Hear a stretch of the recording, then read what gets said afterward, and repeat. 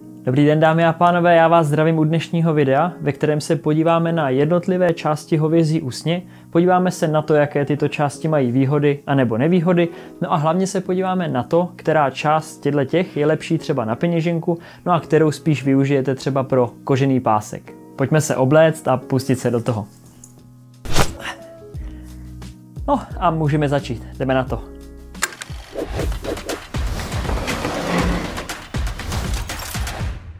Na úvod trochu teorie, pojďme si říct, jaký je rozdíl mezi kůží a usní. Pokud se bavíme o kůži, tak se bavíme o pokrývce těla nějakého zvířete, živého zvířete.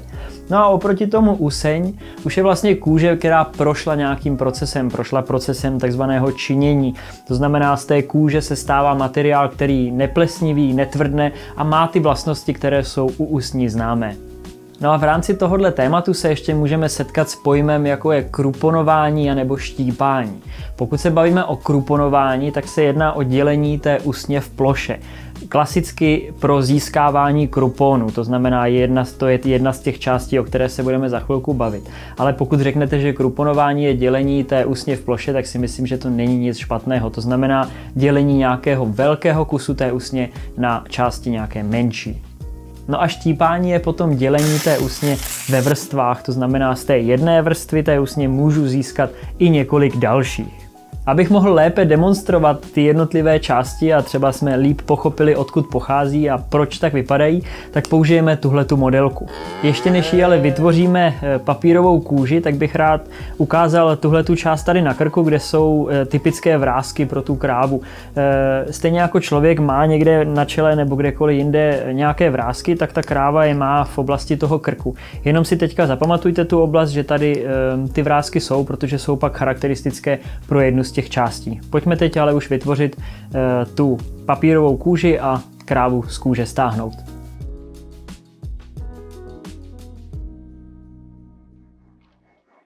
Pomocnou kůži máme vytvořenou.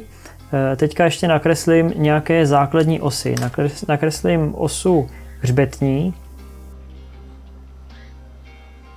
a uděláme ještě osu břišní, kudy povedu za chvilku řez a stáhnu tu krávu. Zároveň si ještě můžeme vyznačit už ty 3 pro nás dneska základní části. Takže tu první část máme tady vpředu,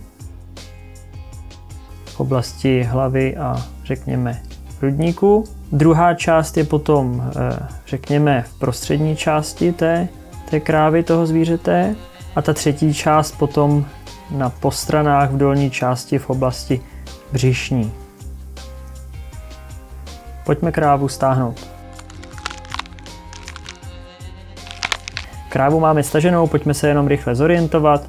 Oblast hlavy, levá přední noha, pravá přední noha, levá zadní, pravá zadní.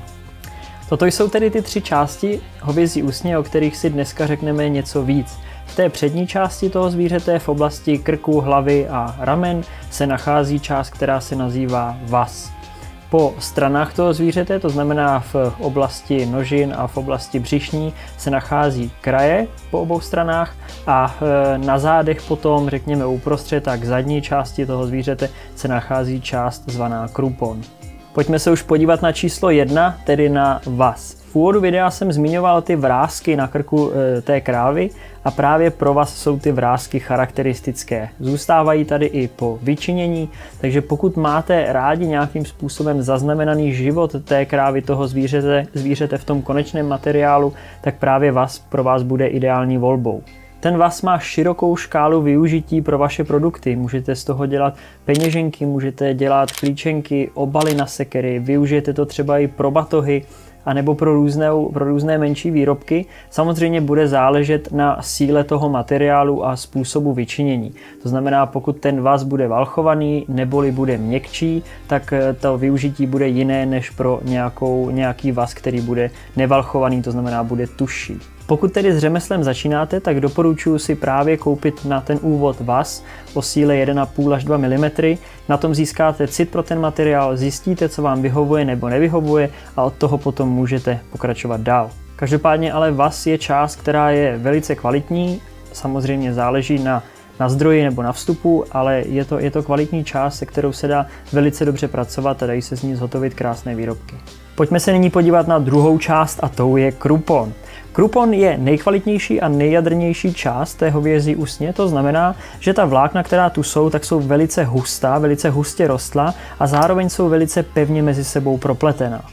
To propletení dodává tomu materiálu vysokou odolnost i v tahu, takže tady to je materiál, respektive tady to je část, která je velice často nebo nejběžněji využívána pro výrobu kožených pásků a také pro obecně jezdectví, to znamená sedla nebo různé postroje potřebné pro jezdectví. Tohle je tedy část, kterou využijete tam, kde potřebujete vysokou pevnost nebo tuhost toho materiálu a potřebujete, aby ten materiál tam dlouhodobě odolával nějakým vlivům. To využití může být třeba i pro nějaké výstuhy a tak podobně. Ten krupon, vzhledem k tomu, že se jedná o nejkvalitnější část, tak se také bavíme o tom, že je to část nejdražší a lze zakoupit i jeho polovinu stejně jako u toho vazu. Pojďme teď na část třetí. Tou třetí částí jsou kraje po obou stranách toho zvířete. Jestliže u kruponu jsme říkali, že se jedná o nejkvalitnější část, tak u toho kraje bychom mohli říct, že se jedná o tu část nejméně kvalitní. Takže pokud tedy opravdu začínáte a nechcete investovat hnedka do vazu, tak kraje jsou taky skvělou volbou pro ten začátek.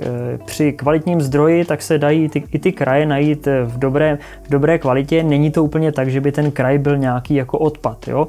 Ale rozhodně to není věc, kterou použijete na pásek a asi ani ideálně na peněženku, protože ta jadrnost té kůže tady nebo toho materiálu tady není moc vysoká, vzhledem k tomu, že to břicho během toho života té krávy pracuje, tak ta vlákna jsou tady poměrně volná a ten materiál prostě nedosahuje tak vysoké kvality. Ale jak jsem říkal, do toho začátku na nějaké klíčenky, na nějaké peněženky pro vás, na vyzkoušení, na získání citu pro ten materiál, tak tady jsme na správném místě právě v tom kraji. Tohle jsou tedy 3 základní části hovězí usně, nějaké jejich vlastnosti a vhodnosti využití. Najdete potom ještě i jiné části, ale to jsou už jenom kombinace těch 3. Takže tyhle 3 vám pro vaši práci a pro výběr vhodnosti úplně bohatě postačí. Dámy a pánové, věřím, že jste ve videu našli nějakou užitečnou informaci. Pokud ano, tak zvažte odběr tohohle kanálu a dejte videu palec nahoru. Možná máte ještě nějaké otázky nebo nějaké nesrovnalosti, tak je napište dolů do komentáře. Ode mě to je už ale pro tuhle chvíli úplně vše. Děkuju vám za pozornost a těším se s váma u dalšího videa. Na viděnou.